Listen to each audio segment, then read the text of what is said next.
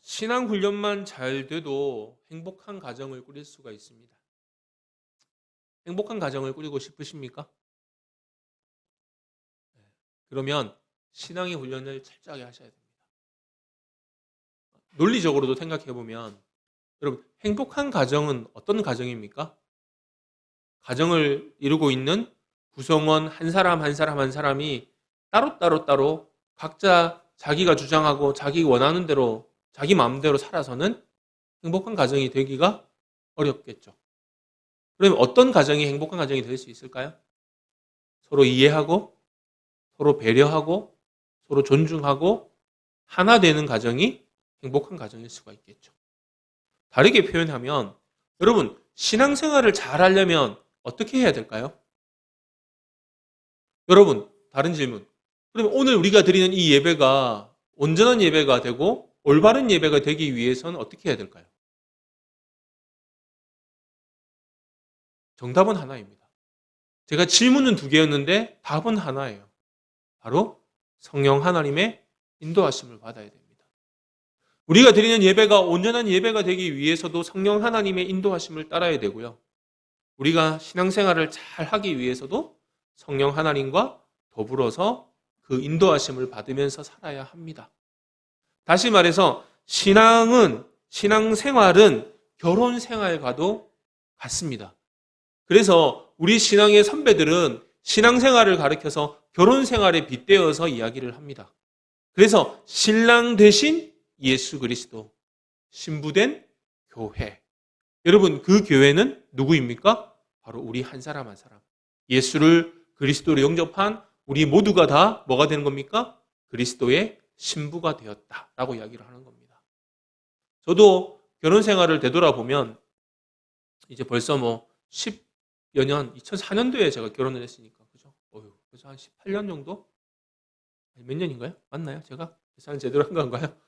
돼가는데 결혼 초에는 정말 많이 싸웠던 것 같아요. 저도. 근데 제가 결혼 생활을 시작하기 전에 멘토였던 선배들이 저한테 해줬던 이야기도 많이 싸울 거야 라고 이야기를 했고요. 저도 이제 결혼을 하는 청년들이 저한테 결혼합니다 하고 인사하러 가끔 오거든요. 오면은 제가 해주는 이야기도 많이 싸울 건데, 근데 그거는 어쩔 수가 없는데 싸워도 잘 싸워야 된다고 이야기를 하죠. 근데 여러분, 결혼 초에 왜 자꾸 싸울까요? 그게 쉽지 않은 게 더불어 산다는 거예요. 따로따로 살았던 사람이 어느 날 갑자기 딴딴따단 하고 같이 살아야 되거든요. 각자 자기가 편한 대로 살았던 사람이 같이 살아야 된다는 거는 때로는요, 불편한 게 있어요. 더욱더 저 같은 경우는 고등학교를 졸업하고 대학 딱 들어오면서부터 저는 혼자 살았거든요. 독립을 해서 혼자 학교 다니고 혼자 자취하고, 사실은 저는 막 같이 여러 명이 있는 것도 별로 안 좋아해서 혼자 자취하는 거를 즐겨했거든요. 그러다 보니까 혼자 그냥 일 끝나고 집에 들어오면 정말 아무도 없는 집에 혼자 들어와서 혼자 조용히 있고, 잠잘 때도 저는 시계도 아예 배터리를 빼놓고 자고 그랬거든요. 전자시계를 켜든가. 전자시계 밝은 것도 싫어가지고 그것도 그냥 아예 꺼버리고 자기도 하고. 정말 혼자 조용히 혼자 컴컴하게 그냥 있는 걸 좋아했는데 어느 날 갑자기 결혼식을 딱 하고부터 두 사람이 살아야 되니까 많은 것이 달라지더라고요. 근데 이제 그러면서 사실은 때로는 의견이 달라서 싸우기도 하고 다투기도 하지만, 여러분 분명한 건 뭡니까? 행복한 가정을 이루기 위해서는 그 과정에서 서로가 하나 되는 훈련을 해 나가야 한다라는 거예요. 다시 말해서 예수 믿는 사람들은 내가 예수를 그리스도로 영접하는 그 순간, 여러분 잘 생각해 보십시오. 내가 예수가 그리스도이십니다. 예수가 나의 구원자이십니다. 내가 예수 그리스도를 믿고 구원받은 하나님의 백성이 되었습니다라고 인정하고 영접하고, 교회는 그런 신앙의 고백을 듣고 뭐 합니까? 세례를 베풀어서 정식으로 교회의 일원으로서 받아들입니다. 그리고 나서 여러분 어떤 일들이 일어나느냐? 바로 성령 하나님께서 우리 안에 거하게 되십니다. 물론 한국에 있는 교회 중에 다른 교단 중에는 성령 세례를 따로 받아야 된다라고 주장하는 교단이 없지 않아 있습니다. 하지만 우리는 그렇게 인정하지 않아요. 우리가 예수 그리스도를 믿고 예수 그리스도를 마음에 영접을 하면 성령 하나님께서 우리에게 임하시는 겁니다. 그 이유가 뭐냐? 바로 우리의 몸이 거룩한 성전이 되었기 때문입니다. 그래서 이제는요, 예전에는 내가 혼자 내 마음대로 살았는데 내가 예수 그리스도를 영접한 그 순간 우리가 거룩한 성전이 되고 성령 하나님께서 우리에게 거하시기 때문에 우리는 바로 성령 하나님과 더불어 살게 되었다라는 거예요. 여러분 한번 생각해 봅시다. 단적인 예로 여러분, 예수님을 믿기 전에는 사실 별로 불편한 게 없었어요. 그냥 내가 하고 싶은 거 하면 돼요. 술 먹고 싶으면 술 먹어도 되고 담배 피우고 싶으면 담배 피워도 돼요. 그렇잖아요. 그랬는데 내가 어느 순간 예수님을 딱 알고 예수님을 믿고 예수님을 영접하고 나니까 교회 갔더니 뭐라고 하냐니까 술 먹지 말아요. 담배 피우지 말아요. 거룩한 모습이 아니라고. 근데 그걸 딱 알고부터는 어때요? 그거 알고부터 완벽하게 내가 그걸 지키고 살아가지는 못해도 그걸 할 때마다 어때요? 불편함이 생기는 거예요.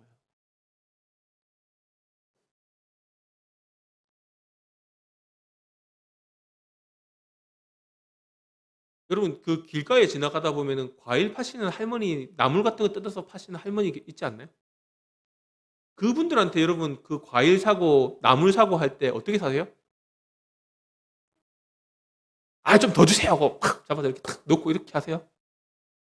왜 그렇게 못 하시죠? 아휴, 얼마나 힘드셨겠냐. 저거 나물 따오시고 하느라고 차라리 내가 좀 보태주지.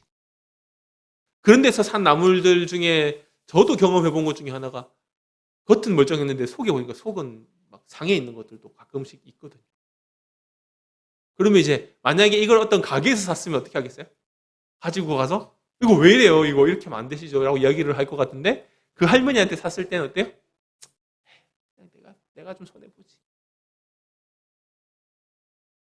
여러분 이런 마음이 드는 것처럼 내가 예수를 그리스도를 영접하고 성령이 내 안에 계시면서 우리의 삶은요, 때로는 내가 손해보고 내가 피해보고 내가 어려움을 당해도 어떻습니까?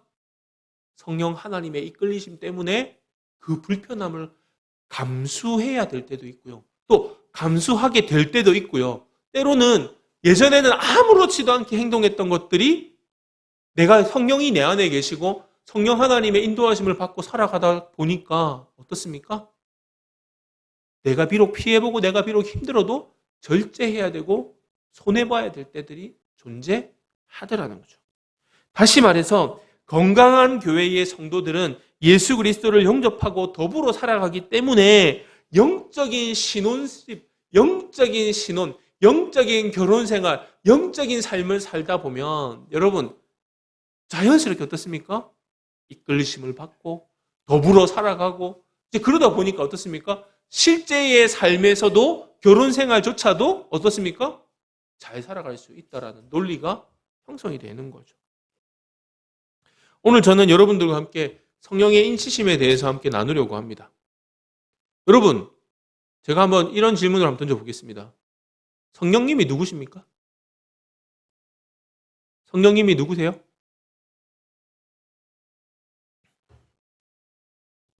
오늘 여러분들의 머릿속에 이 개념은 반드시 하나가 있으셨으면 좋겠습니다. 하나님, 우리가 알고 있는 아버지 하나님, 천지를 창조하실 때 그 말씀으로 세상을 지으신 우리 아버지 하나님도 성부 하나님, 그렇죠? 그리고 성부 하나님의 그 계획, 우리를 구원하시려고 하는 그 계획을 몸소 희생하시고 헌신하셔서 이루신 성자 하나님도 하나님. 그리고 2000년 전에 십자가에 못 박혀 죽으신 그 예수 그리스도, 바로 그 성자 하나님의 십자가의 사역을 오늘 이 시간 우리의 삶에 적용시키셔서 그때 구원받은 그리스도인들처럼 오늘 2000년 이후에 나의 죄도 용서하시고 구원하게 하시는 오늘의 말씀의 주제인 성령 하나님도 하나님이시다. 다시 말하면 성부, 성자, 성령 하나님이 다 누구세요? 하나님이시다. 그러면 여러분, 성부 하나님과 성자 하나님이 같습니까? 성자 하나님과 성령 하나님이 같습니까? 수학 공식으로 따지면 성부 이퀄 성자입니까? 아닙니다. 수학 공식으로 말하면 성부 이퀄 하나님. 맞아요. 는 맞습니다. 성자 이퀄 하나님. 이퀄 맞습니다. 그죠? 성령 이퀄 하나님 맞습니다. 그런데 성부 이퀄 성자는 맞습니까? 틀렸습니까? 아니라는 거예요.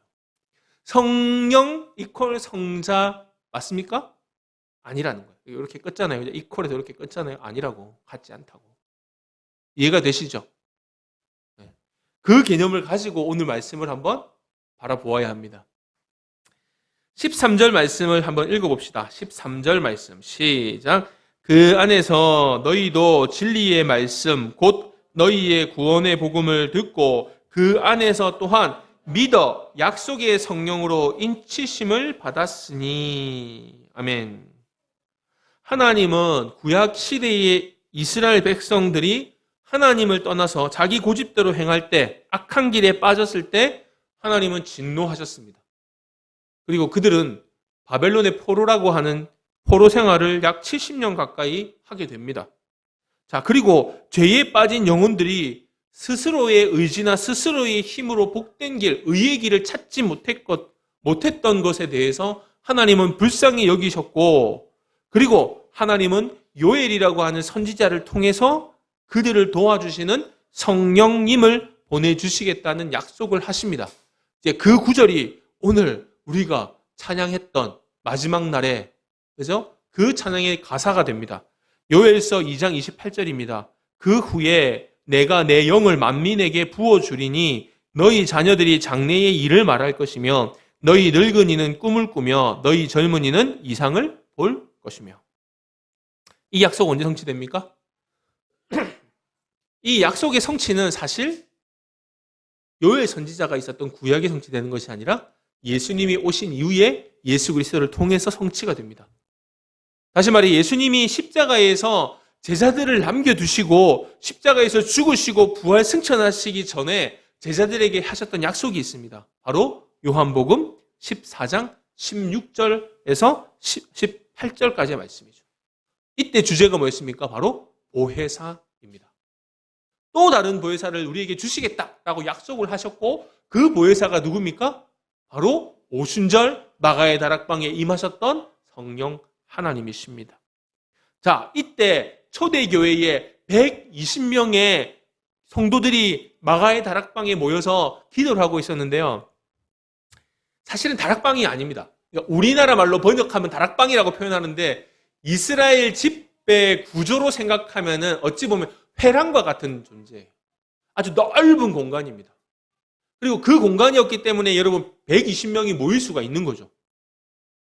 그래서 120명이 모여서 뭐 하고 있었던 거예요?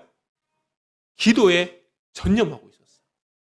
그때 하나님께서 성령 하나님을 허락하셨고 이후에는 어떻습니까? 12제자, 12사도들이 성도들과 함께 능력과 권세를 통해서 교회를 세우는 일을 하게 됩니다.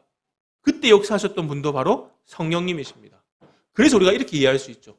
오순절 이후 교회 시대가 시작되고 그 교회의 시대를 다른 말로 하면 뭐가 되는 겁니까? 성령의 시대라고 이야기할 수가 있습니다. 하나님께서 성령 하나님과 성령 하나님을 통해서 우리와 함께 계시는 시대가 드디어 열렸다라고 하는 겁니다.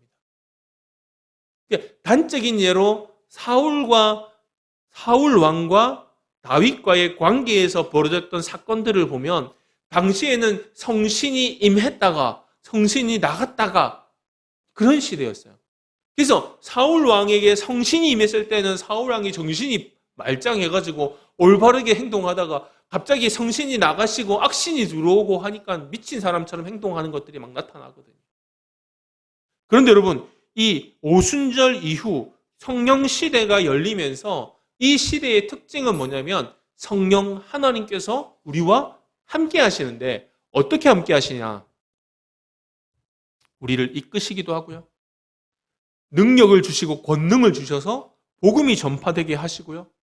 때로는 가정을 회복시키시기도 하고 교회를 부흥시키시기도 하고 그런 역사들이 일어나게끔 하시는 시대가 바로 성령 하나님, 성령의 시대라고 이야기를 할 수가 있습니다.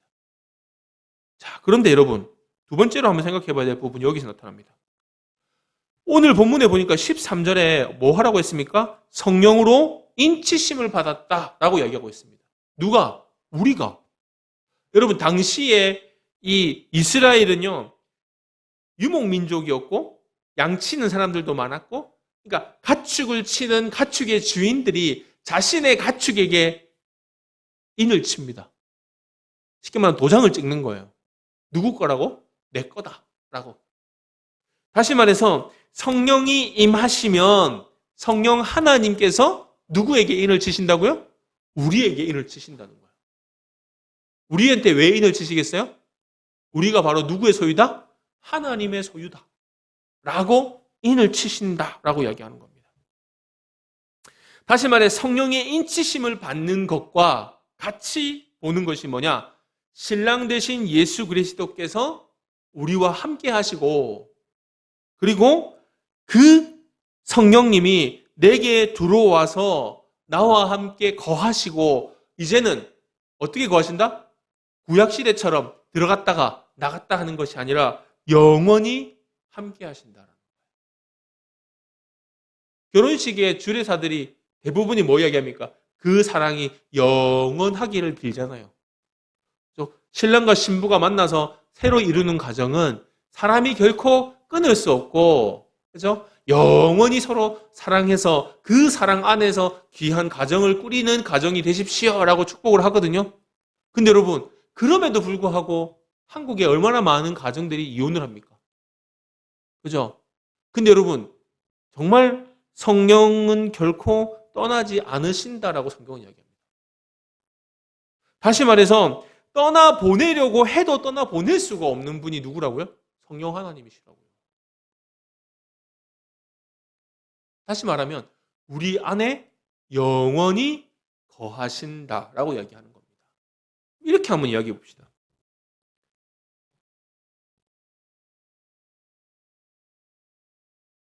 성령 하나님이 우리 안에 계시면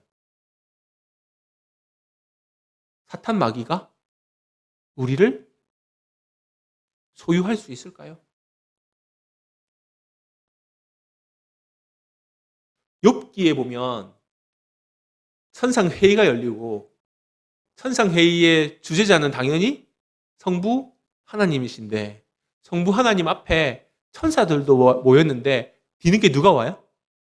사탄이 옵니다. 사탄의 그 모습을 자세히 보면 어떻습니까? 마치 천사들이 하나님 앞에 엎드려서 굴복하고 하나님의 명령을 듣고 따르는 것처럼 사탄도 똑같은 거예요. 그러니까 막 사탄의 세력과 하나님의 세력이 막 전쟁을 하고 싸우고 마치 사탄이 막 대단한 능력이 있어가지고 하나님을 막 공격해가지고 하나님이 막 어떻게 궁지에 몰리고 그거는 사람들의 잘못된 상상으로 만들어놓은 SF 영화예요. 사탄은요, 하나님이 부리는 영이라고 해요. 하나님이 허락하지 않으면 사탄이 우리를 시험하지도 못하는 거예요. 더군다나 우리가 예수 그리스도로 영접하고 달라진 게 뭐였습니까? 성령 하나님이 거하시는 전이 되었다. 집이 되었다. 근데 그 하나님은 우리와 혼인관계를 맺고 영원히 같이 살는 것처럼 우리 안에 계속 사시는데 사람은 이혼해서 헤어지기도 하지만 성령 하나님은 절대로 우리를 버리시지 않으신다는 거예요. 그럼 다시 말하면 내 안에 늘 누가 계신다고요? 성령 하나님이 계신다고요. 그런데 성령 하나님이 내 안에 계시는데 내가 거룩한 성령의 전이 되었는데 사탄 마귀가 우리를 넘볼 수 있겠습니까? 시험은 하죠. 시험은. 다른 말로 예수 믿는 사람인데 귀신이 씌었다? 이게 가능한 이야기입니까?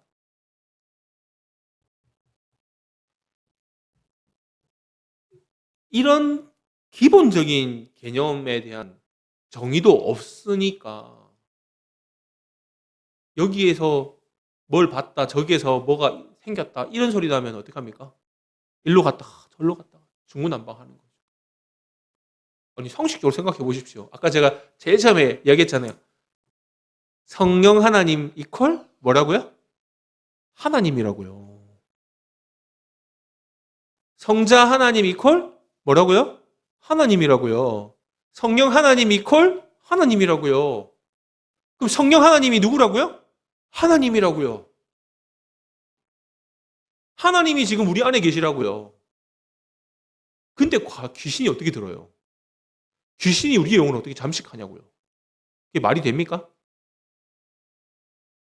그러면 교회 다니는 사람인데 귀신이 찌일 수 있습니까? 찌일 수 있겠죠. 교회 다니는 사람 중에는 가라지도 있으니까. 예수님을 안 믿는 거야. 예수님을 안 믿어서 성령이 내 안에 없는 거야. 성령이 내 안에 없으니까 귀신이 그 안에 들어갈 수 있겠죠. 아니 성경에도 보면 귀신 들린 사람 나오잖아요. 그렇잖아요. 그러니까 여러분 살다 보면 그런 소리를 듣게 돼요.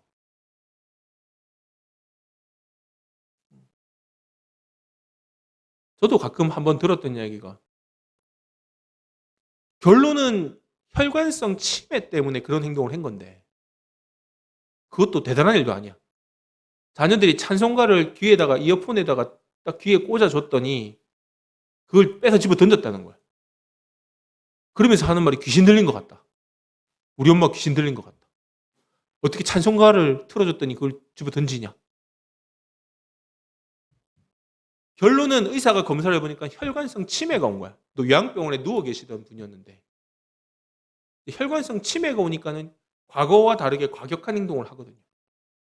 근데 자식들은 뭐라고 얘기냐면 귀신 들렸다 이러는 거예요. 제가 물어봤어요. 어머니 예수 믿으셨냐고. 아유 우리 어머니가 권사님까지 하셨는데. 아니 자기가 자기 신앙을 고백했으니까 교회가 세례를 주고 세례를 받고 교회를 봉사를 열심히 하다 보니까 권사로 피택되어서 권사님이 되었으면 예수님 믿었겠죠. 그죠? 물어봤어요. 예수님 믿으면 우리 안에 누가 거하시냐?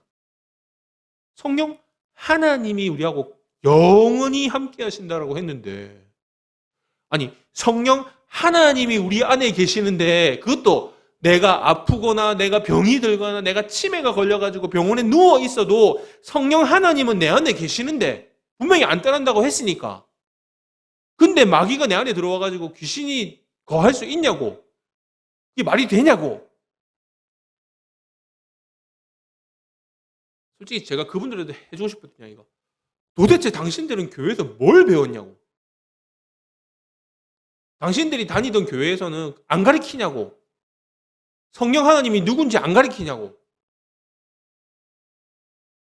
또 한 가지.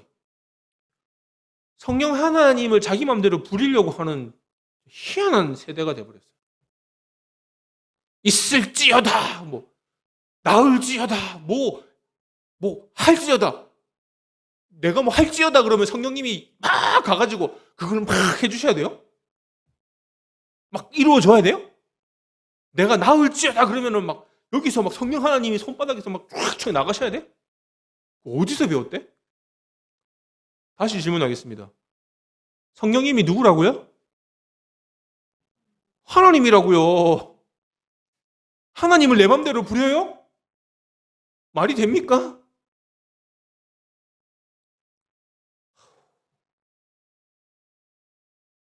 선포하는 기도의 위험성이 그거예요. 저는 그게 교만이라고 생각합니다. 인간이 마치 자기가 하나님이 된 양, 아니면 하나님을 부릴 수 있는 양, 교만해져가지고 막 선포하라고 가르쳐줬는데 문제는 또 교회들 중에 선포하는 기도를 하라고 가르쳐요. 또 막 성도들을. 여러분 죄송하지만 기도는 그게 아니에요. 성경에 어디 선포하는 기도가 나와요? 여러분 가장 건강하고 바람직한 기도는요 세리가 했던 기도예요. 차마 하나님 전 앞에서 고개를 들지 못하고 땅에 고개를 쳐박고 주님 제가 죄인입니다라고 고백하는 기도가 가장 올바른 기도였어요. 왜? 예수님이 그걸 인정해 줬거든요. 그 기도를. 마치 나는 11조 하거든요. 나는 뭐 하거든요. 나는 이거 했거든요. 나는 하나님의 마치 할 의무를 다 한 것처럼 하면서 하나님을 내 맘대로 막 이렇게 부리고 내가 이거 다 했으니까 당신이 나한테 이거 줘야지 라고 손 내미는 것 같은 기도, 누구의 기도라고 했습니까? 바리새인들의 기도라고 하면서 예수님께서 뭐라고 하십니까? 이 독사의 자식들이라고 얼마나 심한 욕을 하십니까? 여러분 오늘 우리가 혹시 그런 교만에 빠져 있진 않나요? 성령 하나님은 어떤 하나님이십니까? 오히려 그 얻으신 것, 다시 말해서 여기서 그 얻은 것이 뭡니까? 예수 그리스도의 보혈의 피로 말미암아 우리가 드디어 뭐가 된 겁니까? 하나님의 자녀가 된 거예요. 하나님이 속량의 대속 제물로 우리를 얻으셨다는 거예요. 그 얻으신 것들을 뭐 하신다고요? 속량하셨다. 속량하는 것은 무슨 말입니까? 속량하신다. 천국에 이르도록 위험이나 어려움에 빠질 때마다 뭐 하신다고요? 건져주신다라는 거예요. 성령 하나님은 우리가 하나님 앞에 가기까지 우리의 삶이 정말 건강하게 바른 신앙생활을 하면서 나아갈 수 있도록 우리가 위험에 빠질 때마다 도우시고 건져주시는 분이시지 우리가 막 마음대로 막 부려가면서 막 나가라, 들어가라, 이거 해라, 저거 해라. 그런 분 아니라고요. 어느 순간 한국교회 왜 이렇게 교만해져가지고 마치 성령님을 갖다가 무슨 영향력처럼 생각하고 내가 이 사람한테 안수해주면 내 안에 있는 성령님이 이 사람한테 가고 그 사람의 주특기가 내가 병 고치는 은사가 있는데 내가 저 사람한테 기도해주면 저 사람이 성령이 그쪽에 가가지고 그 사람도 병 고치는 은사 가지게 되고. 여러분 꼭 내가 신사도 운동하는 교회다. 내가 신사도 운동한다. 이렇게 주장하지 않아도 잘 생각해보면 우리가 얼마나 교만하게 신앙생활을 하고 있는지. 내가 가라고 하면 가셔야 되나요? 내가 성령님 보고 가세요. 그러면 성령 하나님이 쫙 가셔야 되나요? 아니 우리 예배를 받으시고 안 받으시고 누가 결정하세요? 하나님 하시는 거 아닌가요? 하나님이 받으시기에 합당해야지 하나님 받으실 거 아니에요. 우리의 예배의 대상은 유일하게 아버지 하나님밖에 없어요. 제가 여러분들 듣기 좋아하라고 여러분 설교해서도 안 되고요. 원표 형제가 찬양 인도할 때도 여러분들 감동되라고 찬양 인도해도 안 돼요. 오직 우리의 예배 대상은 누굽니까? 하나님이에요. 근데 그 하나님한테 드리는 예배가 우리가 애쓴다고 해서 되겠습니까? 열심히 찬양한다고 온갖 악기를 다 갖춘다고 그게 정말 하나님 받으실 만한 예배가 되겠습니까? 죄송하지만 여러분, 우리 능력은 자격 미달이에요. 여러분 얼마나 한 주 동안 거룩하게 사셨습니까? 여러분 한 주 동안 삶에 여러분 죄책감 드는 거 없나요? 여러분 그런 모습 그대로 오셨잖아요. 하나님이 여러분 보고 어디 딴 데 가가지고 죄 용서받고 와가지고 거룩해진 다음에 와가지고 우리 보고 예배 드리라고 하십니까? 아니잖아요. 있는 모습 그대로 와가지고 하나님의 은혜의 자리 가운데 나오라고 하시잖아요. 그래서 죄인된 때가 덕지덕지 묻은 몸으로 우리 이 자리 나왔잖아요. 그래도 우리가 소망이 있는 이유가 뭡니까? 정말 다행인 거는 그럼에도 불구하고 성령 하나님이 우리를 떠나지 않으시고 우리가 하나님께 온전한 예배를 드릴 수 있도록 이 예배를 주관하시는 분이 누가 돼주신 거예요? 성령 하나님이 돼주셨기 때문에 하나님이 우리의 예배를 받아주시는 거예요. 누구 때문에? 성령 하나님 때문에. 나 때문이 아니라 여러분이 잘나서가 아니라 그런데 우리가 그 하나님을 오라가라 그러고 이래라 저래라 말하고 마치 무슨 영향력처럼 생각하고 여러분 그게 바로 불경이에요. 불경. 여러분 종교개혁 시대만 해도 아마 그런 죄 지으면요 끌려가고 화형당해서 죽었을 거예요. 처형당했을 거예요. 죄 중에 제일 큰 죄가 바로 그 하나님을 모독하고 불경스러운 죄. 오늘 우리 예배를 주장하시고 매일 우리와 함께 하셔서 우리가 어떻게 구해야 되고 어떻게 기도해야 될지도 몰라가지고 이렇게 저렇게 우왕좌왕할 때 말할 수 없는 탄식으로 우리가 하나님 앞에 온전하게 기도할 수 있도록 도우시는 돕는 자, 보혜사, 성령님은 누구시라고요? 누구시라고요? 하나님이시라고요. 아멘? 제발 우리 교회 교인들은요, 어디 가가지고, 야, 저 교회 갔더니 병 낫는단다. 저 교회 갔더니 뭐 복 받는단다. 저 갔더니 뭐 해준다더라.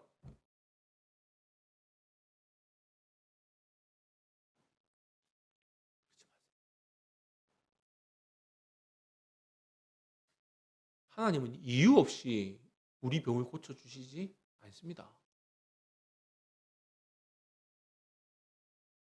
내가 병 고침을 받았으면 내가 왜 병 고침을 받아야 되는지를 물어보셔야 돼요. 이유 없이 역사하시지 않으세요. 내가 해줘야 돼 라고 한다고 해주셔야 될 분도 아니세요. 왜? 우리는 제가 주일학교 아이들 설교할 때 구원을 이야기할 때 볼펜 이야기를 참 많이 했었거든요. 왜냐면 저희 같은 사람들은 여기 볼펜 맨날 꽂고 다니니 왜 급박박 써야 되고 하니까 아이들한테 제가 그랬어요. 자, 이 볼펜이 있어. 야, 이 볼펜 되게 좋은 게 파란색도 있고 빨간색도 있고 녹색도 있고 이건 또 비싼 거라서 그런가? 검은색도 있네. 근데 얘는 정말 착해. 내가 쓰고 싶을 때 언제든지 쓸 수가 있어. 말이 잘 들어. 근데 어느 날 내가 이렇게 턱 꽂고 길을 가다가 잘못해가지고 이게 톡 떨어졌네? 길에 떼굴떼굴 굴러가다가 하필이면 이게 찻길로 똑 떨어졌어. 근데 저기서 보니까 저기서 큰 트럭이 빵 하면서 달려오고 있어. 내가 너무너무 좋아하고 너무너무 유용하게 쓰고 너무너무 사랑하는 볼펜이라서 안 돼! 뛰어가가지고 볼펜을 탁 밀치고 내가 차에 치웠어. 죽었네. 그러면 애들이 다 헐! 제가 물어보죠. 이 볼펜이 하나님 입장에서 착할까? 우리가 착할까? 아니 볼펜은 내가 쓰고 싶을 때 마음대로 써. 빨간색 쓰고 싶어서 빨간색 눌러갖고 빨간색 하면 빨간색 나오지 파란색 안 나와. 근데 우리는 시리도 말 안 들어. 글로 가면 안 된다. 그거는 하나님이 기뻐하시는 길이 아니다라고 이야기해도 꼭 굳이 그 길을 가. 세상의 것을 즐거워하지 말라고. 나하고 사랑하자고. 나하고 함께 하자고. 나와 함께 동행하자고. 그렇게 구애를 하셔도 안 들어. 그러면 이 볼펜이 더 좋아? 볼펜이 더 소중해? 내가 더 소중해? 하나님은 그렇게 말 안 듣고 딴 길로 가고 딴 짓을 하는 내가 더 소중하대. 그래서 볼펜을 탁 밀치고 볼펜을 구원하고 내가 죽은 게 아니라 예수님께서 십자가에서 나같이 말 안 듣고 가고 싶은 길로 가던 나 같은 죄인을 구원해 주셨다는 거예요.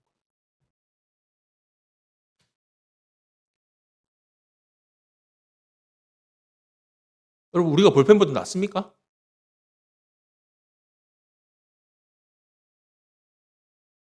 여러분 솔직하게 한번 생각해 보십시오. 하나님 입장에서 볼펜이 낫겠어요? 내가 낫겠어요? 저 목사 무슨 소리 하고 있어? 또 그렇게 이야기하시는 분도 계실지 모르겠지만 솔직한 말로 볼펜은 말이라도 잘 듣지. 하지 말란 거 안 하고 하라는 거 하고 쓰라면 쓰고 그렇잖아요.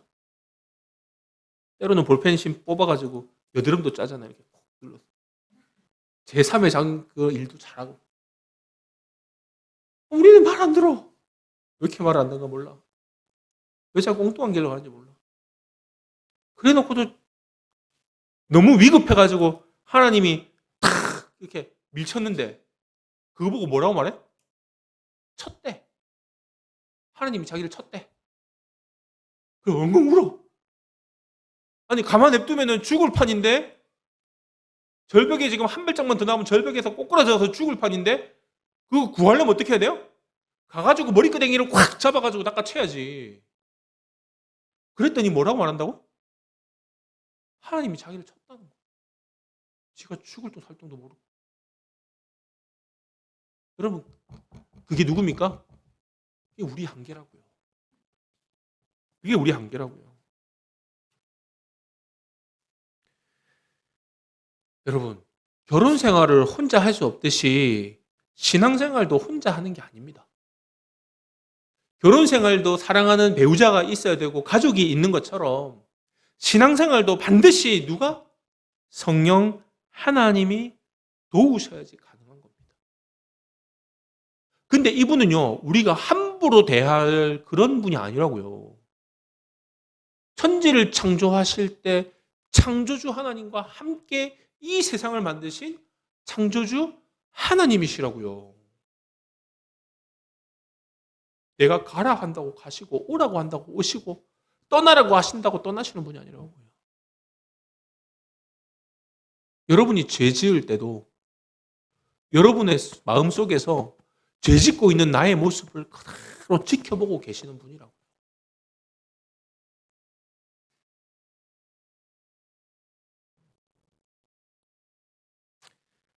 참 감사하게 돼요. 14절 같이 한번 읽어봅시다. 시작. 이는 우리 기업의 보증이 되사 그 얻으신 것을 속량하시고 그의 영광을 찬송하게 하려 하십니다. 자, 결론입니다. 하나님이 우리를 왜 구원하셨어요? 오늘 말씀이 딱 그 답을 이야기하고 있어요. 이는 우리 기업의 보증이 되사 이랬거든요. 여러분, 당시에 여기서 말하는 기업은 이스라엘 백성들한테는 기업이 뭐였습니까? 땅이었어요, 땅. 지파별로 땅을 탁 나눠가지고, 그죠? 자, 그러면 우리의 기업은 뭘까요? 우리의 기업은 뭘까요? 구원받은 백성이 누리고 살아갈 천국입니다.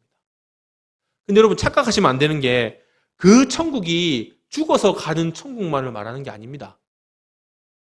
아시겠죠? 여러분, 하나님의 나라가 어디 있냐라고 막 사람들이 예수님 앞에 따지니까 예수님 뭐라고 하세요? 너희 가운데 있잖아 라고 이야기하시잖아요. 엄한 이유거든요. 여기 너희 가운데가 어디입니까? 죄송하지만 그때 예수님을 둘러싸고 있던 사람 가운데는 누가 있었어요? 예수님이 계셨어요. 다시 말하면 천국이 어디입니까? 천국은 예수님이 계시는 곳이 천국입니다.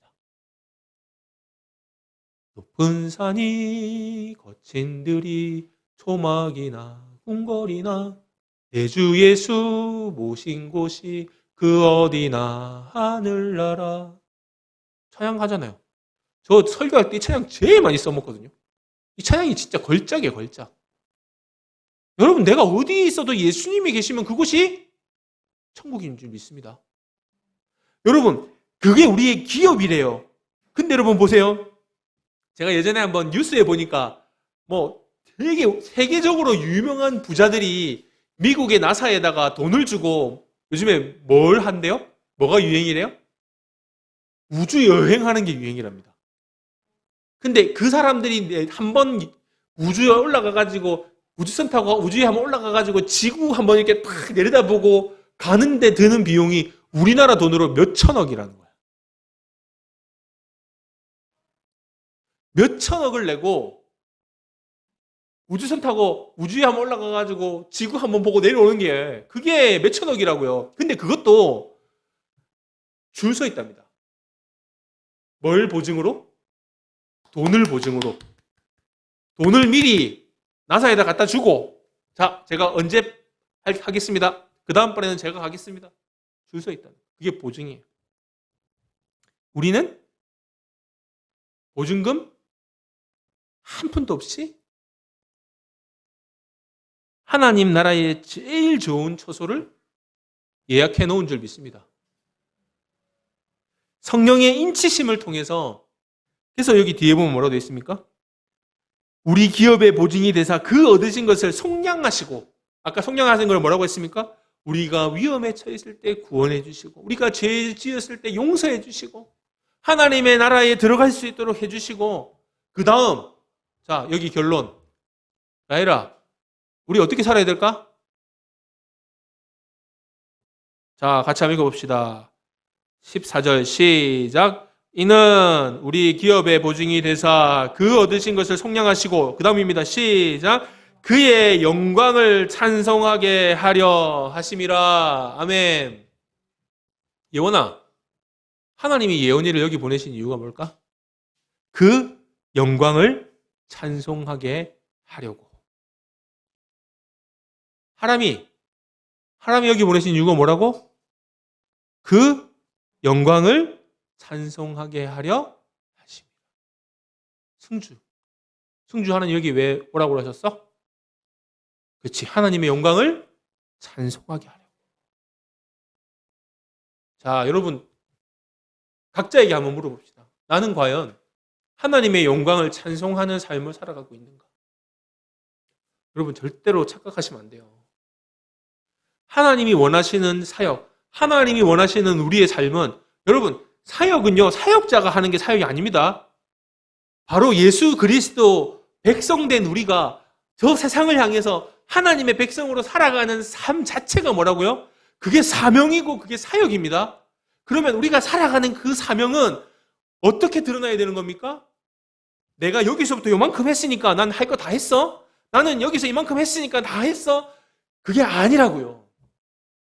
우리가 살아가는 사명의 가장 기본 중에 기본은 뭐냐면, 그 사명을 감당함으로 말미암아 뭘 하는 거예요? 하나님의 영광을 찬송하는 것. 여러분 그것이 우리 사역의 기준이 되어야 된다는 거예요. 내가 얼마나 입술을 벌려서 역시 우리 하나님이십니다. 하나님이 역시 영광을 받으시기에 합당하신 분입니다. 하나님 밖에는 내가 의지할 분이 없습니다. 하나님 너무 멋있어요. 하나님 너무 찬양해요. 아이고, 왜 이거밖에 안 돼? 아이고, 왜 이거밖에 안 돼? 나는 왜 이만큼 했는데 하나님 나한테 이거 안 주실까? 점검해 보셔야 돼요. 여러분, 나 아니라도요, 그거 할 사람 겁나게 많이 있습니다. 목회자들이 하는 착각 중에 제1이 그거예요. 나 아니면 마치 교회가 무너질 거라고 생각하는데 착각이에요. 일찌감치 제가 깨달은 것도 그거고요. 저 아니면요, 하나님이 즉각 다른 사람 세워가지고 하나님의 교회를 세워가시지, 하나님의 교회가 무너지도록 놔두시지 않아요. 착각하면 안 돼요. 젊은 사람들이 요즘에 하는 말이 자뻑이라고 그러잖아요.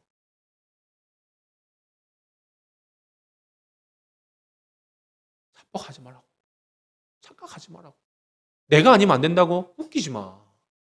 하나님이 다 하셔요. 왜? 하나님의 교회이기 때문에. 그러면 이제 우리가 해야 될 건 뭡니까? 여기서 이제 중요한 힌트가 나오죠. 여러분, 헌신할 수 있을 때요, 기쁨으로 헌신하십시오. 여기 있습니다. 제가 하겠습니다. 누가 갈고 할 때, 누가 가서 내가 그 일을 이루기를 원하는데 누가 가서 그 일을 감당할래 할 때 어떻게 하는 거예요? 제가 하겠습니다라고 기쁨으로 손드는 거예요. 그리고 기쁨으로 그 일 감당하는 거예요. 그것이 바로 하나님이 원하시는 하나님의 사명인 줄 믿습니다. 로마서 8장 17절, 18절 이렇게 되어 있습니다. 현재의 고난이 아무리 어려워도 장차 천국에서 받을 영광과 좋게 비교할 수 없다라는 사실입니다. 힘들죠. 여기 안 힘든 사람이 어디 있습니까? 성령 하나님이 함께 하심에도 불구하고 연약한 우리는 늘 힘들어합니다. 괴로워합니다. 어려워합니다. 그죠? 그런데 보세요. 그런 우리를 그냥 내버려 두시지 않는다. 영원히 함께 하신다라고 이야기하십니다. 말씀을 맺습니다. 2000년 전 이스라엘 사람들은 그 갈릴리 호수를 거니시던 예수님을 직접 만나서 그 말씀을 듣고 예수를 그리스도로 영접하고 은혜를 누리며 살아갔습니다. 오늘은 어떻습니까? 그 예수님께서 우리에게 보내주신 보혜사, 성령 하나님을 통해서 우리도 성령 하나님과 함께 동행하고 그 길을 걸어갑니다. 힘들죠? 어렵습니다. 때로는 마음에 정말 진짜 하나님이 나와 함께 계실까? 회의감이 들 때도 있습니다. 그런데 여러분, 그거는요, 내 안에 성령님이 안 계셔서 그런 게 아니라 내 믿음이 연약해지고 내가 어려워지기 때문이에요. 그럴 때일수록 우리는 뭘 구해야 됩니까? 하나님, 내 안에 계신 성령 하나님, 나로 하여금 든든하게 건강하게 정말 38년 된 병자가 정말 자신을 던져줄 사람을 찾던 그 막막하고 절망적인 사람, 그 사람 말씀 한마디로 병을 고쳐주시고 새로운 삶을 살게 하셨던 것처럼 오늘도 내 삶에 오셔서 말씀하시고 역사하셔서 내 삶을 회복시켜 주십시오. 나는 하나님께서 그렇게 하실 능력이 충분하다는 것을 믿습니다. 인정하시는, 그리고 구하시는, 그래서 진정 하나님을 만나서 참된 자유를 누리시는 우리 이음교회 가족들 다 되시기를 주님의 이름으로 축복합니다.